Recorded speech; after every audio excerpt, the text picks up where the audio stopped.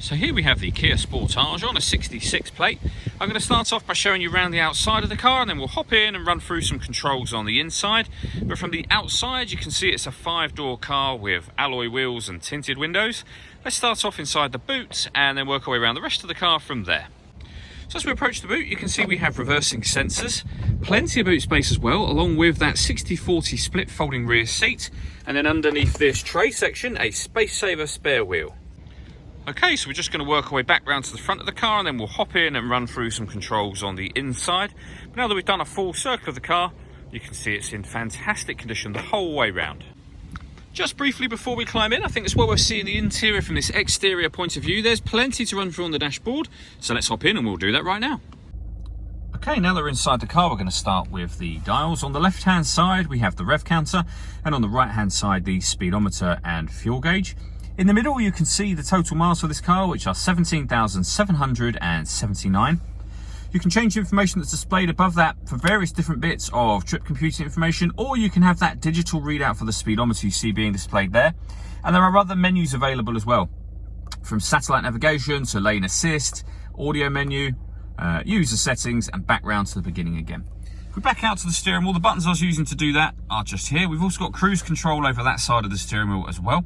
And then on the left-hand side, we have stereo controls in the top section, and then the ability to answer and end phone calls there as well. That is, of course, once you paired the phone up, and that is done over on the screen in the center. Hit the phone button there, and then use the touch screen up here. We're going to cancel that for the time being. When it comes to radio in this car, you can see that we have DAB, AM, and FM all available to us. If you want to listen to your own music, press the media button. Nothing is connected at the moment, but you can connect up an auxiliary device, a USB device. You can also stream your music wirelessly via Bluetooth audio as well. So plenty of ways to listen to your music in this car. We've also got a full color reversing camera, which you can see just there. And this car has got satellite navigation. There's a full video showing how that works on both our website and our Facebook page, but it's accessed by hitting this button just here. Underneath that, we have dual zone climate control. So you can adjust, firstly, the passenger temperature and the driver temperature, the fan speed up and down from here. You can determine where you'd like the air to be distributed within the car, and all of the settings show on the top section of this screen, as well as down here.